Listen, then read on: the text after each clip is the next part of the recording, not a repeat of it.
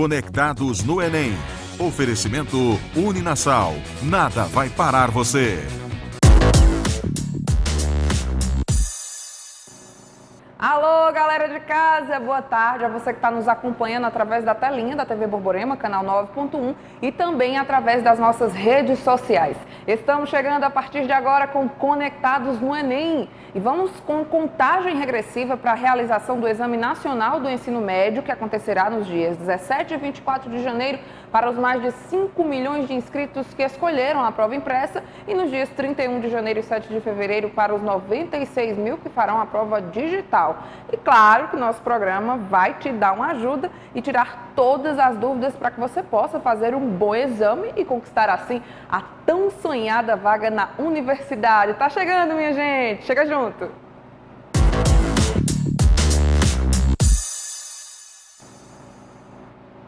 E hoje o Conectados no Enem traz um assunto que divide opiniões. Muitos estudantes gostam, outros nem tanto.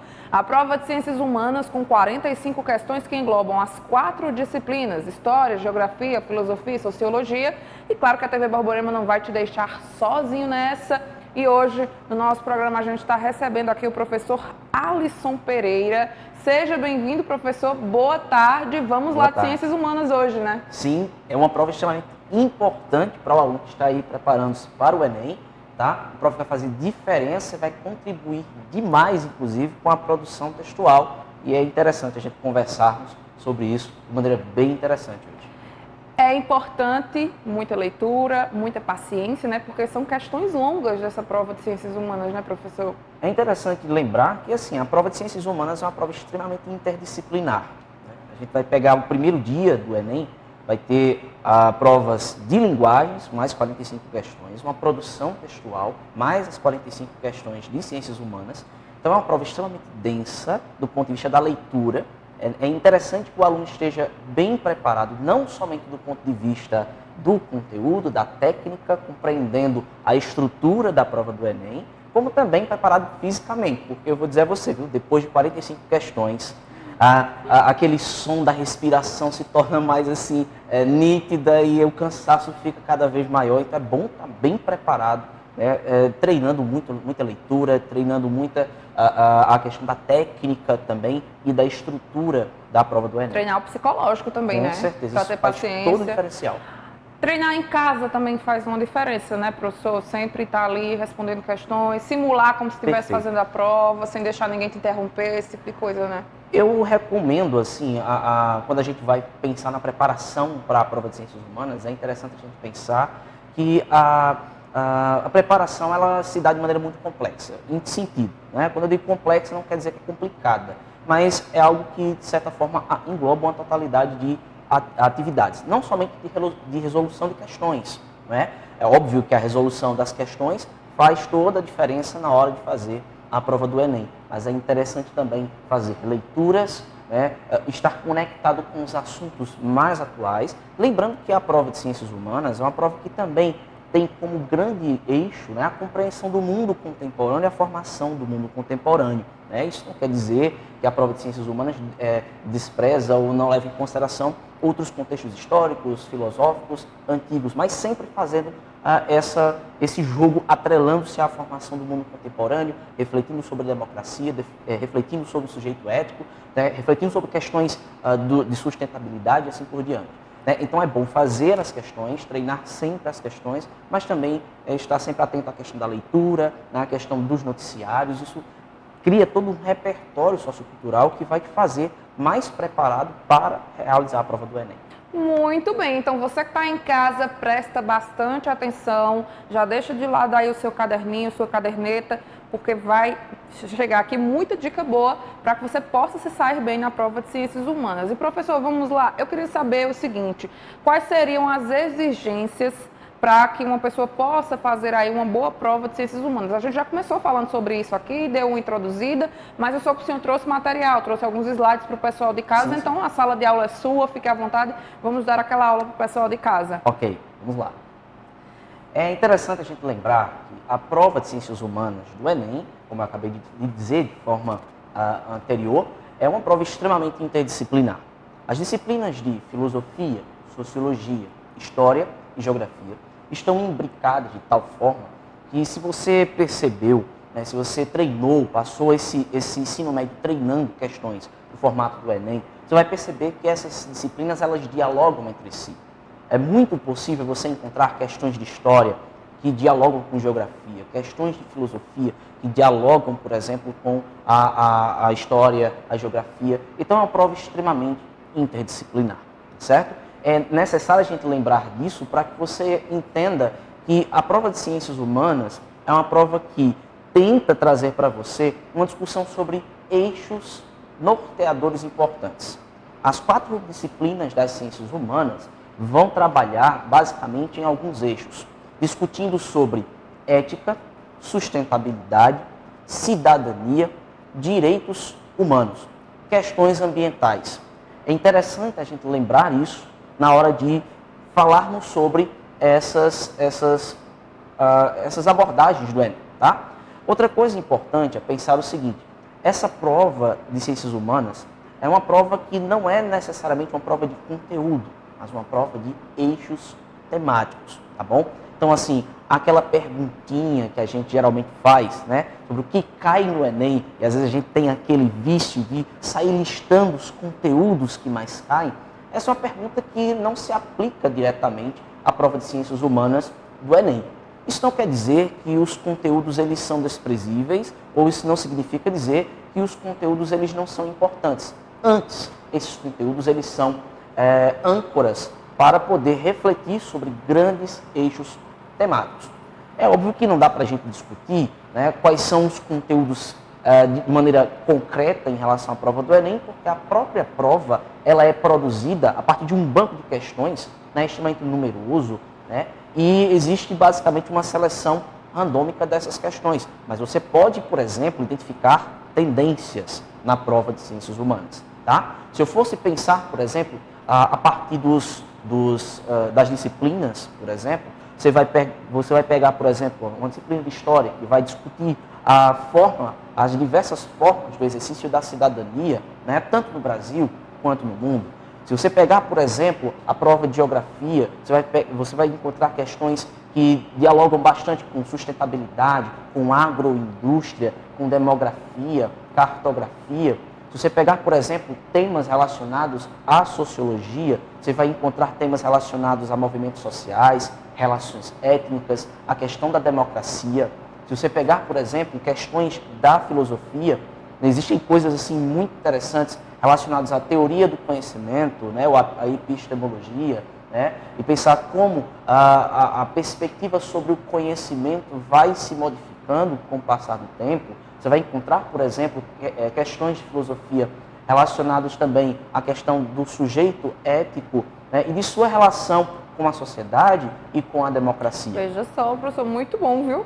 É realmente uma prova bastante extensa, uma prova que aborda muitas coisas, como o senhor está mostrando, e a gente vai discutindo isso ao longo do programa. Mas o que é que acontece? Alguns estudantes estão com algumas dúvidas e aproveitaram a sua presença aqui para tirar essas dúvidas com você. Então, chama aí a pergunta da Aline. Oi, meu nome é Aline, eu sou de City Prata e vou fazer Enem esse ano. Minha pergunta é sobre sociologia. Quais sociólogos mais caem em questões do Enem?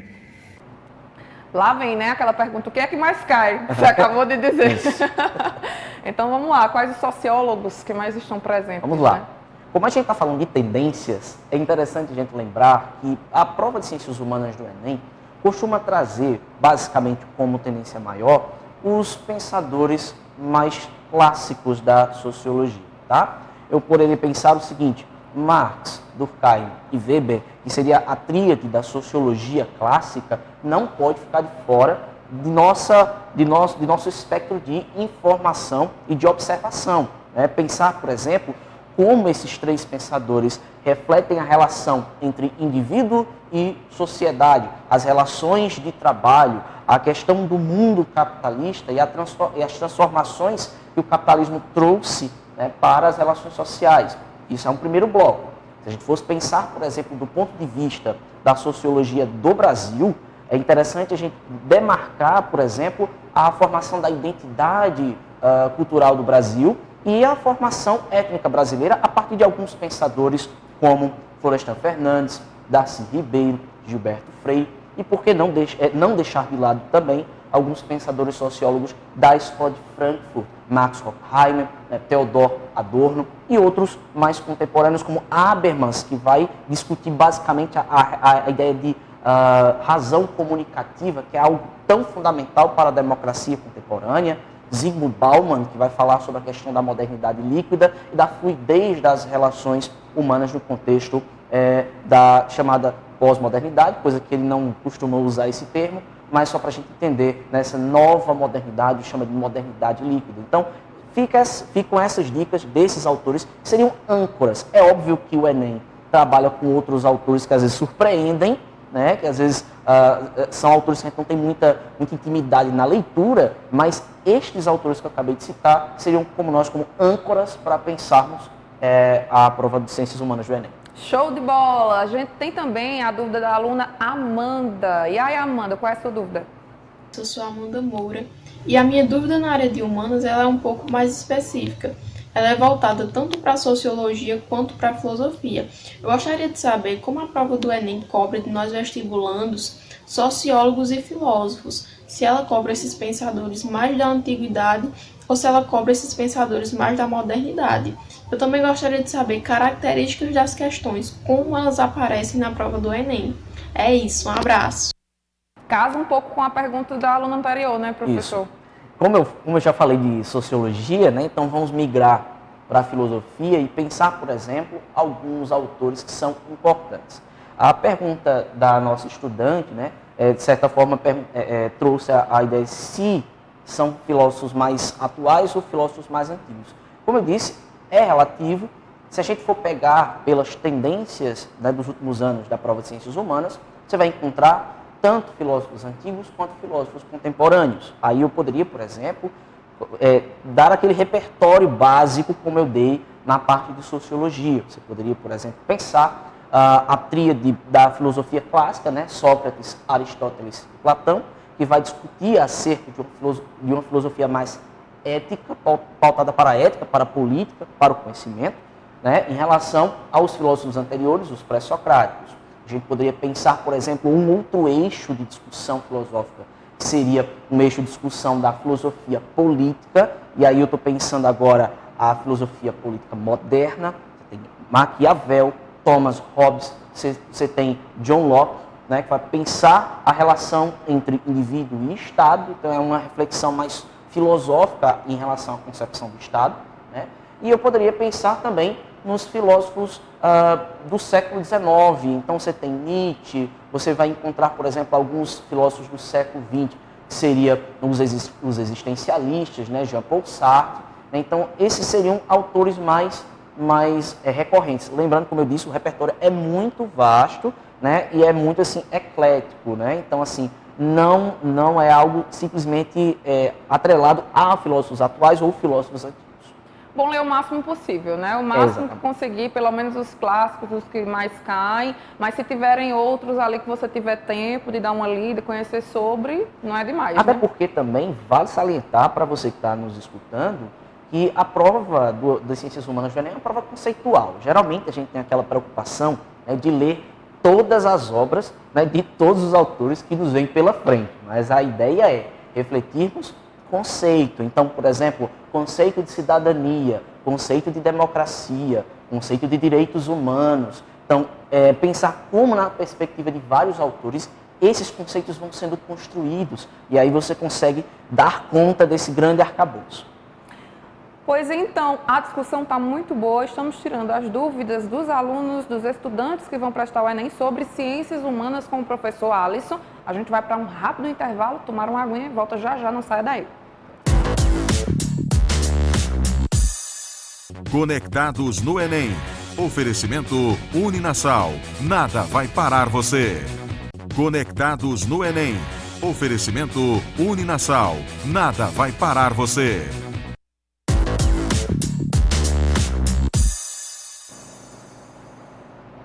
E aí, galera, a gente volta com o Conectados no Enem falando sobre uma dúvida que muitos estudantes têm, que é saber qual curso de graduação escolher. São muitas opções, áreas, porém, é muito importante o aluno priorizar a graduação de maior afinidade. Confira na reportagem de Sabrina Lima.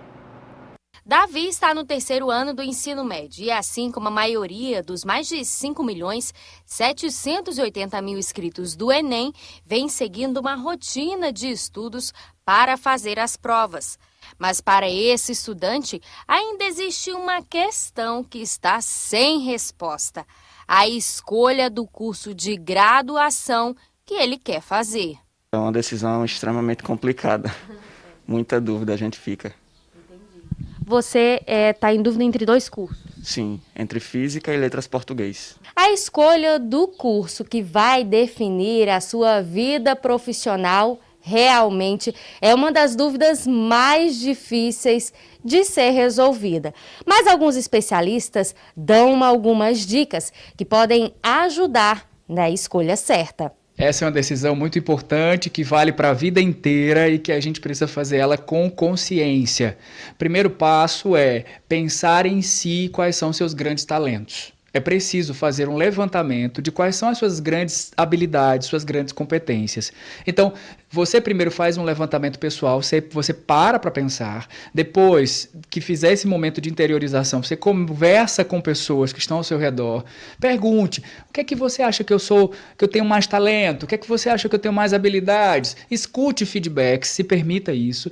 Depois, estude carreiras. O que é estudar carreiras? A partir desses feedbacks que você recebeu de si, na sua interiorização e das pessoas que estão ao seu redor, vá à procura de carreiras que estão assimiladas ali. Então, por exemplo, se você se percebe uma pessoa comunicativa, as pessoas ao seu redor falaram que você é animado, que se comunica bem, fala bem, vá à procura de jornalismo, vá à procura de comunicação, vá à procura de teatro, vá à procura de administração, elementos que vão te fazer lidar com outras pessoas, profissões que te estimulam a isso. Já se você é mais reservado, mais reservada, as pessoas disseram que você é ótima em qualidade, em organização, então vá à procura de ciências mais exatas. Então você vai identificando a partir desse passo. Então nada deve ser feito apenas no chute. Pare para pensar e busque feedbacks. Esse seria o primeiro grande elemento, porque a partir daí você consegue ter mais possibilidades. Rodrigo é mentor de carreiras. Lembra também que o estudante que vive essa indecisão precisa conhecer também um pouco da realidade de quem está no mercado de trabalho. É que muitas vezes os estudantes ingressam no curso sem ter muita ideia do que realmente vai encarar. É preciso conversar com profissionais que atuam no mercado. Cuidado com isso. Às vezes você até vai fazer uma visita ao curso, mas não é a entrega que você deveria ir à procura primeiro. Você deve, por exemplo, procurar profissionais que estão atuando ali no cotidiano. Vá à procura de algum amigo do seu pai, de algum conhecido, de alguém que já viveu a experiência profissional nessa área para tirar as dúvidas. Então é conversar com essa pessoa, avaliar a rotina dela, perguntar quais são os desafios que ela tem, o que é que mais a encanta, o que é que mais dá sentido a ela.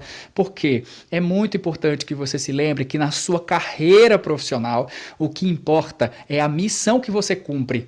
É aquele sentido, aquele gostinho de serviço que o seu fazer profissional gera nas pessoas. E atenção, mães e pais.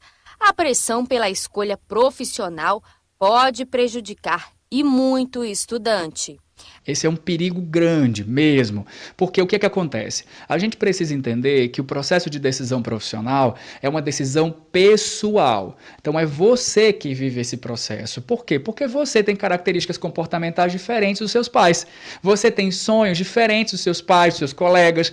É claro, você não vai perder a referência deles. A opinião deles importa, mas é muito mais importante nesse momento você entender que quem vai fazer o curso superior é você, quem vai atuar profissionalmente é você. Na casa de Davi, a mãe é sempre uma conselheira, mas garante que não quer interferir na decisão final do filho. Eu tento assim, deixar que ele venha escolher, né? Porque eu sei que a decisão é dele, que é o futuro dele, né? Mas no que ele quiser dizer assim, eu vou fazer esse curso, eu estou pronta para apoiá-lo. O especialista lembra ainda que é preciso pensar com cuidado. Afinal, essa é uma escolha que vai influenciar sua vida e seu dia a dia. Quando a gente começa a atuar profissionalmente, aquele sentido, aquela missão, aquele prazer profissional faz a gente se acordar na hora certa de manhã, sabe? Para ir trabalhar. Mas se a gente não tiver aquilo ali, a gente vai perdendo o gosto do trabalho. E isso pode gerar, em vez de um benefício, um sacrifício para a vida futura. Então vale mesmo entender que a decisão é sua. Agora eu tenho um recado para quem não curte ficar parado e busca sempre a melhor formação. A Uninasal tem o que você precisa para iniciar a sua trajetória de sucesso agora mesmo. Professores que são referência, uma estrutura completa, ensino com foco na prática e um núcleo de trabalhabilidade, emprego e carreiras que te coloca no radar das melhores empresas. Tudo isso com matrícula por apenas R$ 99,00, mais desconto de até 60% nas mensalidades durante todo o curso. É a sua chance de conquistar um currículo reconhecido pelo MEC e mercado de trabalho. Então não perca tempo. Acesse uninasal.edu.br e inscreva-se agora no vestibular Uninasal 2021 ou ligue 0800 281 9999 para saber mais informações. Uninasal, com todas essas vantagens, nada vai parar você. E a gente agora continua, professor, com as dúvidas dos estudantes. Vamos lá? Fala aí. Eu sou Laisa, da Escola Severino Cabral, e minha pergunta é na área de História. O que foi a doutrina Truman? E aí? A doutrina Truman, é interessante a gente demarcar algumas coisas. Isso diz respeito à história dos Estados Unidos e a sua relação com o mundo, né? Até então, os Estados Unidos, até o final da Segunda Guerra, mantinham uma posição meio que neutra nos conflitos internacionais. Foi assim no início da Primeira Guerra Mundial, foi assim na Segunda Guerra Mundial, né, em que a população norte-americana não defendia essa intervenção direta em conflitos no mundo como um todo, né, e aí basicamente a órbita da ação norte-americana se dava muito mais ali na América Central, né, no continente americano como um todo, baseado em uma outra doutrina chamada doutrina Monroe, né, a ideia da América para os americanos. No entanto, né, com a virada da Segunda Guerra Mundial, com o surgimento da bipolaridade no mundo, né, entre capitalistas e socialistas, o surgimento ali, né, da expansão do socialismo soviético, fez com que os Estados Unidos assumissem uma nova posição. Né? Agora, após a Segunda Guerra Mundial, os Estados Unidos haviam tomado um papel de liderança na geopolítica mundial, né? Foi um país extremamente importante, decisivo na Segunda Guerra Mundial, e agora, né, os Estados Unidos se passavam agora a ter e a ser, né, o bastião da liberdade, do capitalismo no mundo. Essa doutrina Truman, em outras palavras, era uma prática norte-americana de intervenção em conflitos internacionais, né, baseado na ideia de que os Estados Unidos agora estariam defendendo a liberdade, né, defendendo o sistema capitalista e o indivíduo. Né? Tem esse nome por conta do presidente norte-americano na época, o Henry Truman, né, que foi o cara que assumiu um discurso amplo e assim, bem evidente dessa postura norte-americana agora que seria modificada. Agora a atenção dos Estados Unidos não era mais para a América, mas agora estava se expandindo pelo mundo devido à ameaça do socialismo, devido à necessidade de se ter alguém que defenda as liberdades e o capitalismo no mundo a partir de então. Muito bem, professor. Muito obrigada, então, pelo esclarecimento. Tenho certeza que vocês estão aproveitando bastante todas essas dicas. O professor está chegando pertinho da gente se despedindo do pessoal de casa.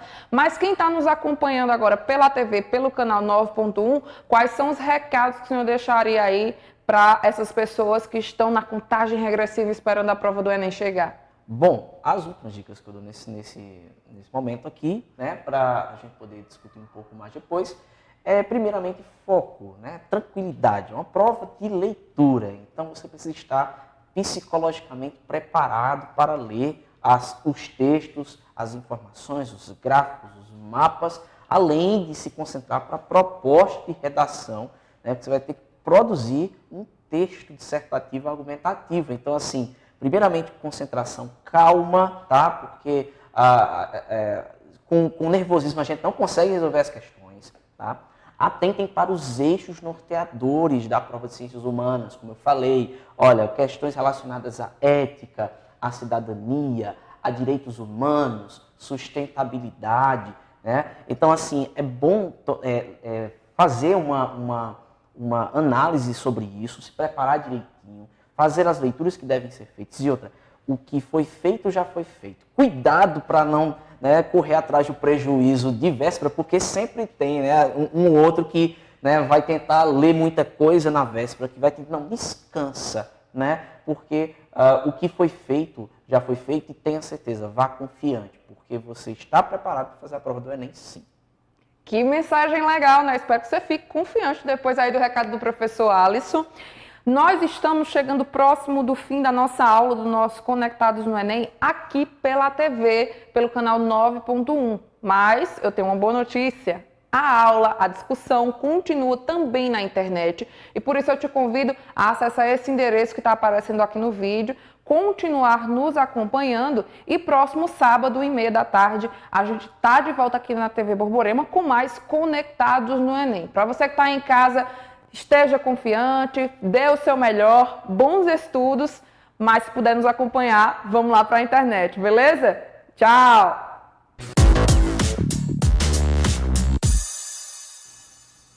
Conectados no Enem. Oferecimento Uninasal. Nada vai parar você. Conectados no Enem. Oferecimento Uninasal. Nada vai parar você.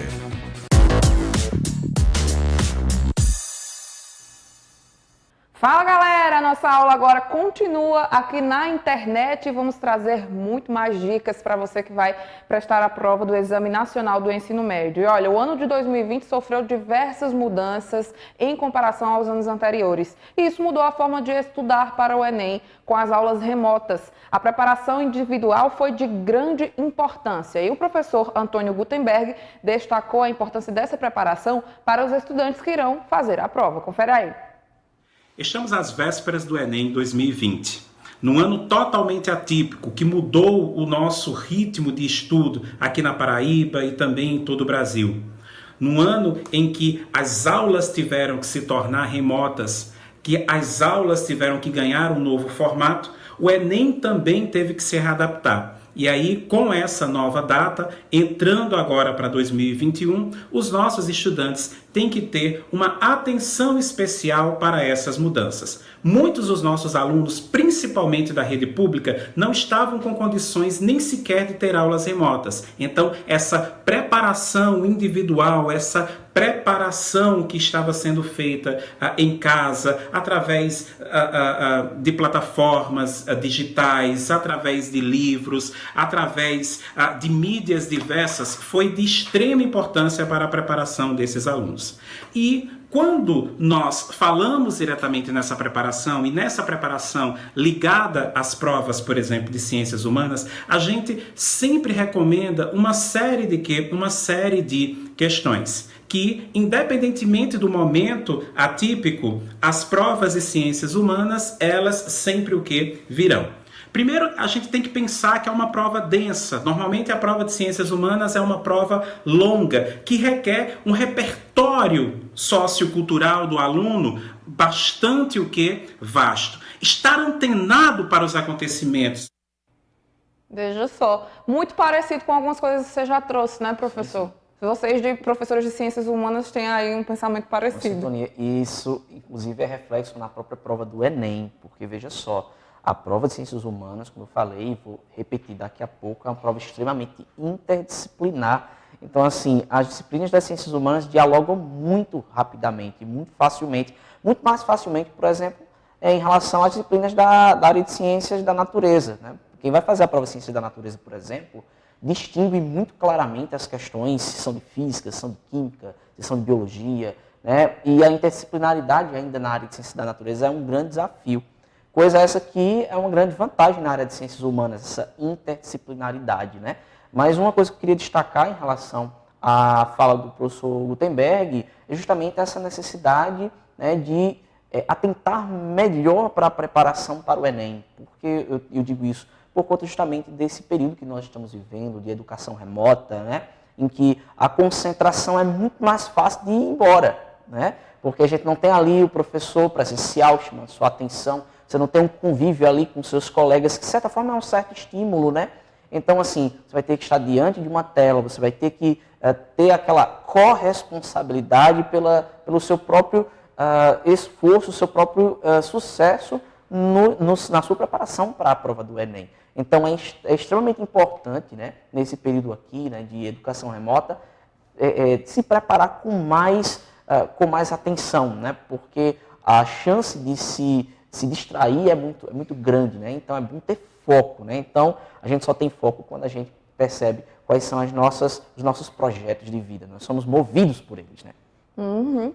Pois é, muito importante. O conteúdo permanece parecido com os outros anos, a questão é o modo como a prova vai ser realizada, né? E olha, professor, chegamos aqui com os seus slides, com todo o material que o senhor preparou aí para o pessoal de casa, então fica à vontade, então, para dar a sua aula. Ótimo. Pessoal que está aqui nos acompanhando, é bom que a gente atente para algumas coisas. Como eu falei, a prova de ciências humanas possui um grande grau de interdisciplinaridade. Você pega disciplinas como história, sociologia, geografia, filosofia, que estão assim bem relacionadas entre si. Você vai encontrar, por exemplo, algumas questões que parecem muito, né, com história, dialoga com sociologia. E é importante que você entenda esse grau de interdisciplinaridade. Lembrando, viu, que não dá para pensar nas disciplinas das ciências humanas de forma separada. Você estará fazendo uma prova de ciências humanas, tá? E esse é um grande desafio para a gente. Pode passar. É interessante também a gente chamar a atenção para outras coisas. É uma prova extremamente conceitual, tá certo? Significa dizer que é interessante que você domine conceitos. Conceitos como cidadania, conceitos como democracia, conceito como ética, sustentabilidade, trabalho, tá? Relações sociais. Até porque a prova de ciências humanas é uma prova que visa a avaliar habilidades e competências. Por isso, a importância de você sempre estar antenado do ponto de vista da leitura. Você precisa ler bem. Quando eu digo ler bem, não significa dizer ler muito, tá? Ler muito é importante, mas é importante que você leia bem. Ou seja, com uma atenção, né, tentando encontrar as relações, né, fundamentais entre os conceitos, né, e compreender como esses conceitos podem ser aplicados em diversas experiências. Lembrando, tá, que os conteúdos não são desprezíveis nesse processo todo, tá? A prova, embora não seja uma prova conteudística, é uma prova que tem como base os conteúdos como âncoras para pensar justamente esses temas, né? E que temas seriam esses? Né? Pode prosseguir. E que temas seriam esses em relação a ciências humanas? Como eu falei anteriormente, nos blocos anteriores, a gente precisa entender que a prova de ciências humanas é uma prova que visa discutir alguns eixos temáticos, tá bom? Então, direitos humanos, cidadania, ética, sustentabilidade, tá? São eixos fundamentais para você pensar. Mas é óbvio que, embora a gente veja a prova de ciências humanas como uma prova não conteudística, mas sim temática, conceitual, a gente pode, por exemplo, encontrar as tendências. Não dá para aplicar aquela famosa pergunta, o que cai no Enem, né? Porque não dá para dizer o que cai, né, como uma lista de vestibulares. A estrutura de uma questão do Enem, a estrutura da prova de ciências humanas do Enem, é uma estrutura muito diferente da estrutura de provas de vestibulares, em que você tinha de forma previsível os conteúdos para trabalhar. Como a prova é uma prova conceitual, né, que visa eixos temáticos, não dá para dizer o que cai no Enem, mas dá para você entender quais são as tendências. Olha, nos últimos anos, a prova do Enem, em relação a várias disciplinas, aborda alguns temas, alguns conteúdos importantes. Por exemplo, você que está estudando para geografia, atentem para algumas coisas que são fundamentais. Por exemplo, não deixe de pensar a questão da geopolítica, a relação entre as nações, as relações de poder entre as nações, essas relações que não se pautam simplesmente por questões diplomáticas, mas também econômicas, tá? Atentem para a questão do uso dos recursos naturais e de temas relacionados a questões ambientais. Esses são temas muito recorrentes, né, nessa prova, né, nessas questões de geografia. Temas relacionados à urbanização e demografia também é algo muito importante. Lembrando que, como a prova de Ciências Humanas é uma prova que tem como objetivo fazer uma análise sobre esse mundo contemporâneo que nós vivemos, obviamente que nós vivemos muito mais no ambiente urbano hoje do que no ambiente rural, e é extremamente relevante pensar justamente esse fenômeno e esses impactos, né, que seria esse fenômeno chamado de urbanização. Outra coisa também, não deixem de atentar para questões relacionadas à agroindústria, seus desafios, e sempre focando para a geografia do Brasil. Tá? Lembrando que o Brasil é um país extremamente assim, peculiar por suas características, né, de dimensões territoriais, né, e aí as suas características regionais. Tá? Então, preste atenção que a prova de geografia toca bastante nesses pontos. Se a gente levar em consideração, por exemplo, a prova de história ou as questões de história, você pode prosseguir também com o slide, né? Nas questões de história, a gente pode pegar outros temas. Né? Por exemplo, a relação entre o exercício da cidadania nas diversas experiências históricas. E aí você vai perceber, por exemplo, desde a antiguidade clássica até o mundo contemporâneo, como esse conceito aqui, cidadania, né, vai se modificando, se moldando. Né? Basta você pegar, por exemplo, as experiências políticas em Atenas, né, na Grécia Antiga, e pensar, por exemplo, a democracia nos dias atuais. Né? E pensar, por exemplo, como esse conceito ele foi mudando, né? Como o Estado ele vai se transformando em um elemento importante na constituição da vida social. É interessante pensar também na historicidade dos direitos civis, políticos e sociais, lembrando que estamos falando de 3 ramos do direito que são essenciais para compreendermos a prova do Enem. Direitos civis, relacionados justamente àqueles direitos inalienáveis, naturais, né? O direito à vida, o direito à liberdade, o direito à propriedade, direitos políticos, né? O direito de participar das decisões políticas, o direito de interferir na formação do Estado e chamados direitos sociais, né? A garantia à educação, à habitação, né? E a outros direitos que dizem respeito a essa esfera. Outra coisa interessante é pensar aqui o mundo contemporâneo, né? E aí eu penso não somente, né, a questão da história geral, mas a própria história do Brasil, tá? Pensar o Brasil contemporâneo e os conflitos na chamada Era dos Extremos, não é? Ou seja, pensar desde ali o neocolonialismo, o imperialismo, até o final da Guerra Fria e pensar como o mundo foi se reconfigurando nessa chamada Era dos Extremos, que é um termo utilizado por um historiador chamado Eric Hobsbawm, que é um autor fundamental para que você possa compreender esse século XX, tá? E é justamente esse período que ele vai pensar nos grandes conflitos do século XX e as transformações das estruturas políticas, sociais e econômicas do Brasil, tá? E no mundo. Lembrando que quando se fala de história do Brasil, foque sempre Brasil colonial, né? O início ali, século XVI, século XVII. Pensar, por exemplo, o Brasil Império, tá? Que é muito cobrado no Enem nos últimos anos, tá? E a parte ali dos fundamentos ali mais básicos do período republicano. Era Vargas, a República das Oligarquias, que foi um período anterior, período da ditadura militar, né, que é assim um período bem interessante de se pensar, tá bom? Na parte de filosofia, aí você pode passar o slide para a gente poder conferir isso aqui. Na parte de filosofia, lembre-se de atentar para a questões relacionadas à epistemologia, à teoria do conhecimento, ou seja, lembre-se que o conhecimento foi alvo da investigação filosófica. Como as pessoas conhecem? Como o indivíduo conhece? Será que é através das experiências? Ou será que é através de uma atividade meramente racional? E aí, desde os filósofos pré-socráticos até os filósofos contemporâneos, você tem essa perspectiva de pensar como o conhecimento se constrói. Tá? Outra coisa interessante, olha, é pensar a filosofia política moderna.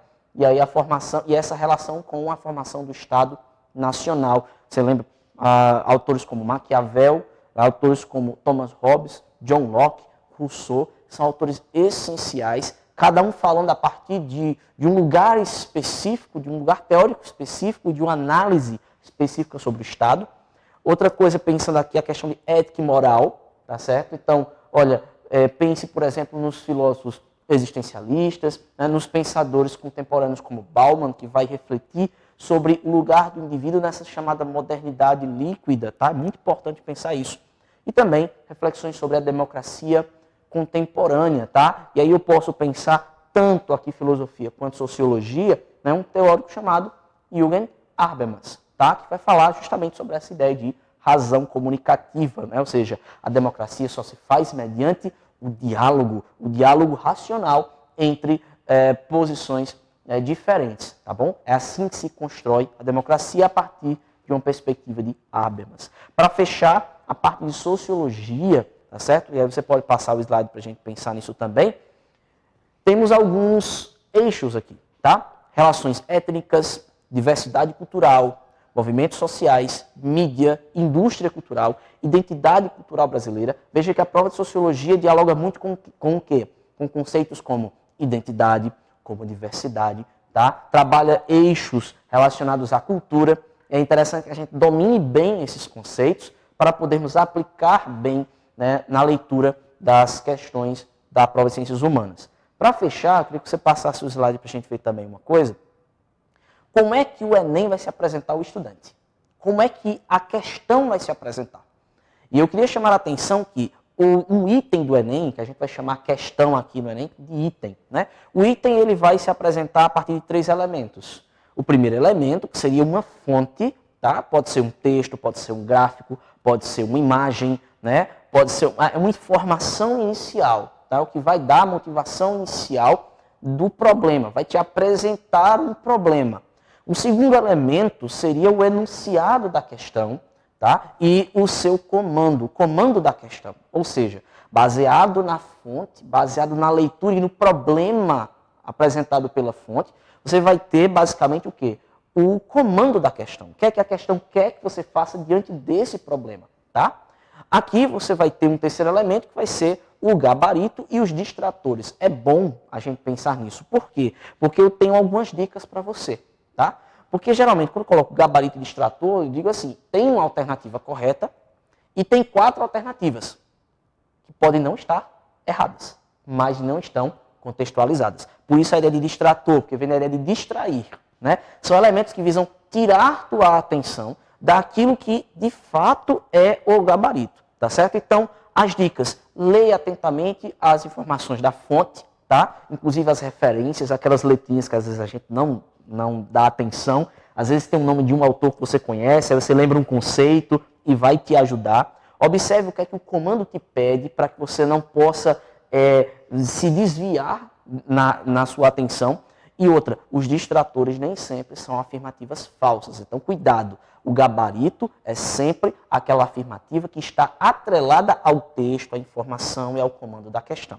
Então, acredito que com essas dicas gerais, você consegue fazer uma boa prova de ciências humanas e se preparar bem e ter ótimos êxitos nessa prova.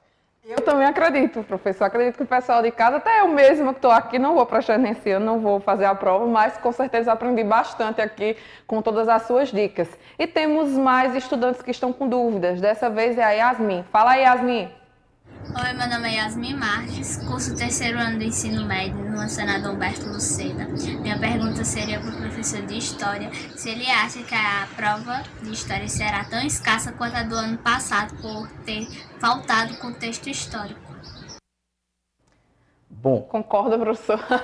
Assim, eu vou discordar um pouco disso, né? Porque a gente, na verdade, o que aconteceu é que a gente criou uma grande expectativa, né, sobre essa prova de ciências humanas do Enem em 2019, né? Por quê? Porque aí a gente estava numa transição de um governo diferente, a gente imaginou que a prova teria uma descaracterização diferente, né? Então, assim, a gente criou uma expectativa diferente. No entanto, a prova de ciências humanas do Enem de 2019 não teve uma mudança tão substancial, pelo menos a leitura que eu faço em relação aos anos anteriores.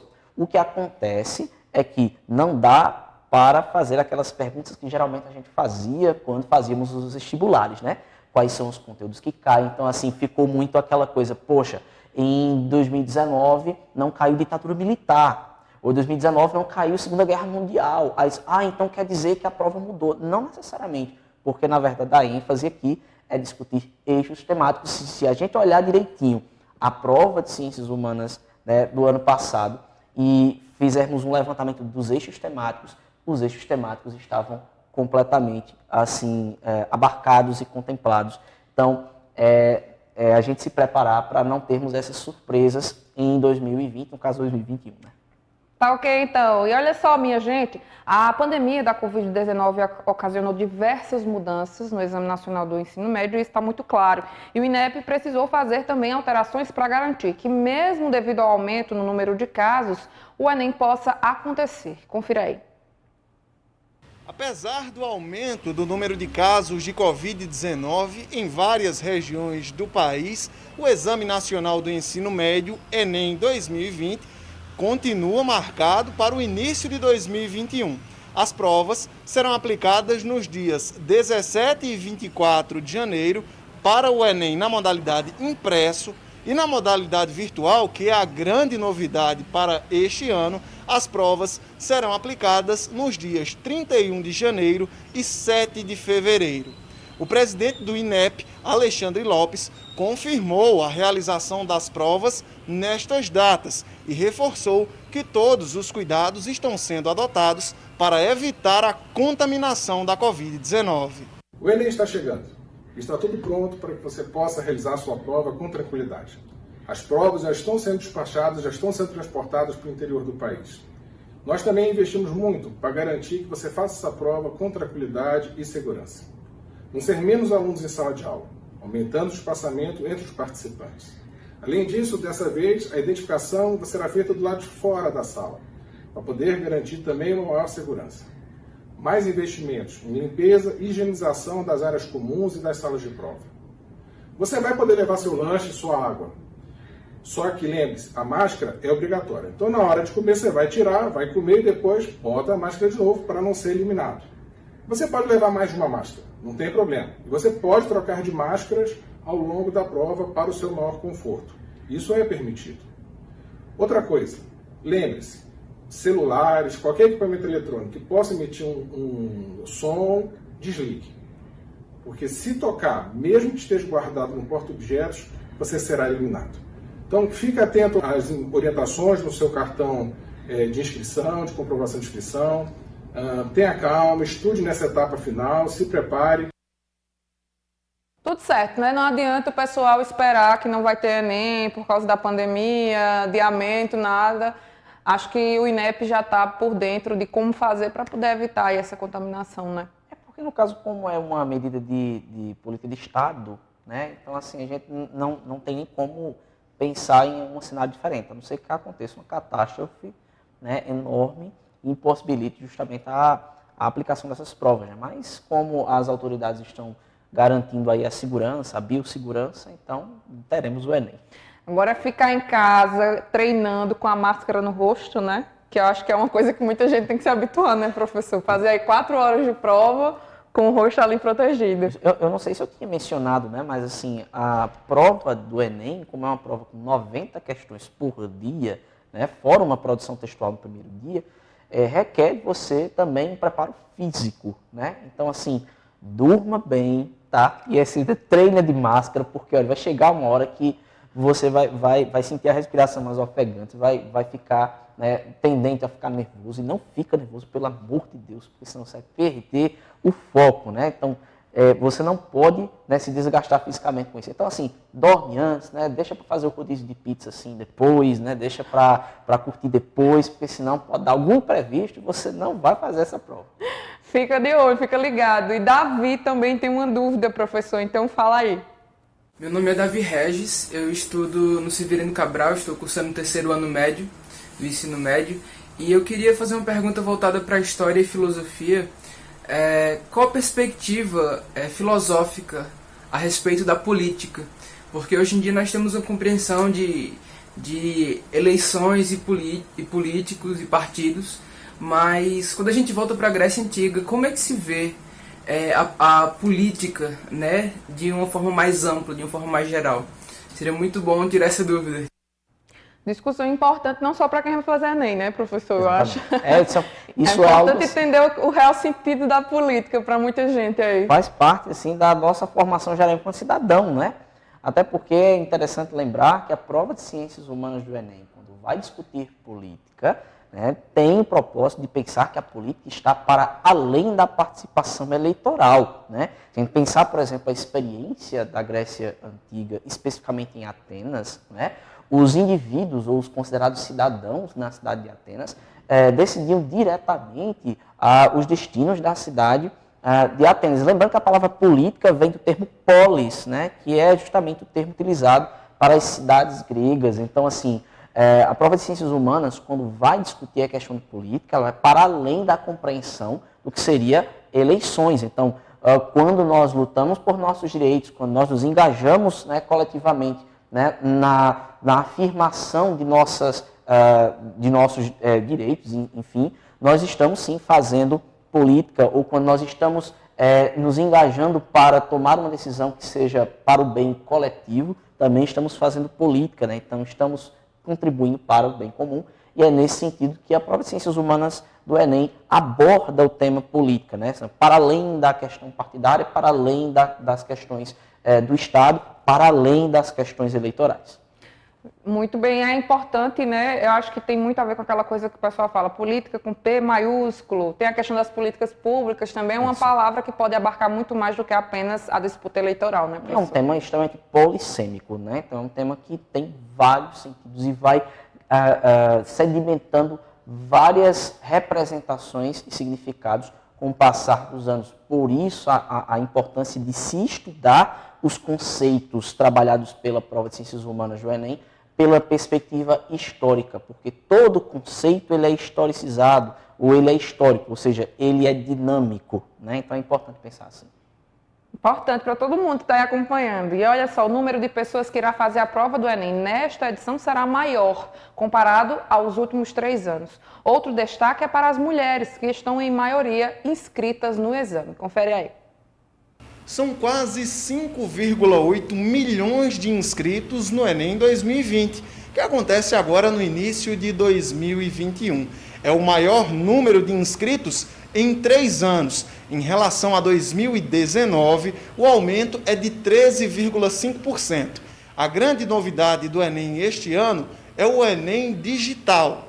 Para esta modalidade de prova, estão inscritos mais de 96 mil estudantes. A maioria, cerca de 60%, são mulheres entre 21 e 30 anos que moram na região sudeste do país. Uma coisa importante é o aumento da participação das mulheres, né, nessas atividades, assim, seja votando, seja participando de provas. Isso é uma coisa que foi evoluindo ao longo dos tempos, né? E é uma grande conquista do ponto de vista histórico, né, do ponto de vista do exercício da cidadania, né? Porque durante muitos séculos as mulheres eram colocadas como participantes de um plano social diferente do plano masculino, né? Como se as mulheres elas tivessem assim a obrigação ou pelo menos uma vocação natural, né, para as atividades relacionadas à vida privada, né? Ou seja, à casa, à família e aos filhos, né? Então, com o passar dos anos, a partir do engajamento das próprias mulheres, né, é bom que se diga isso, né, para que a gente não pense simplesmente que essas mudanças elas são implementadas pela concessão masculina, mas sim por uma série de reivindicações femininas, e aí nós temos sim um papel brilhante das mulheres, não apenas no Enem, né, mas em outras áreas, né, no mercado de trabalho, na vida pública e assim por diante, mostrando sim que as mulheres elas têm o direito de tomar lugar que faz parte do direito delas como cidadãs. Legal. E olha, professor, a gente reservou aí 3 minutinhos para que o senhor se despeça de quem está em casa e deixe sua mensagem final, suas últimas dicas para dar aquele incentivo para quem está na contagem regressiva, já que a prova está bem pertinho, está chegando. Ótimo.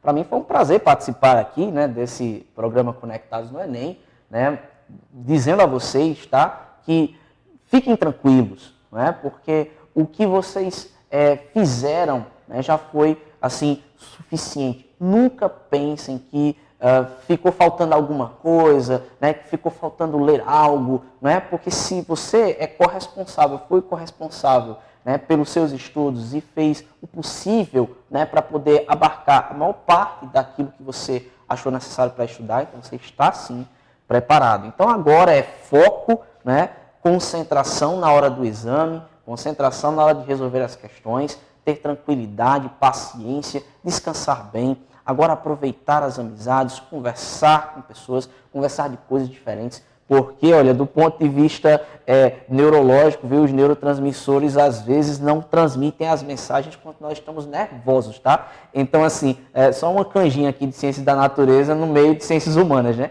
Então, assim, mantenha a paciência e acredite que o seu último Enem será agora.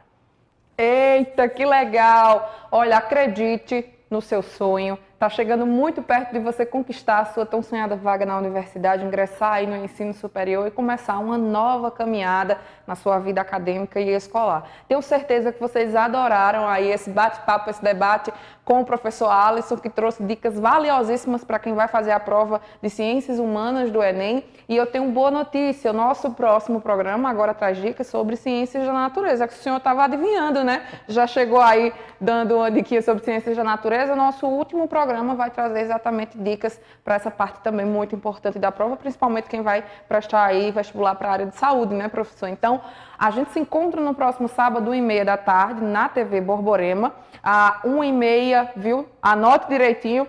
E aí, a gente deseja que você tenha aí uma semana de bons estudos. Vai chegando o momento em que você vai fazendo as suas revisões finais e se preparando para finalmente chegar lá e falar como meu pai disse, engolir aquela prova e realmente se sair muito bem, se Deus quiser.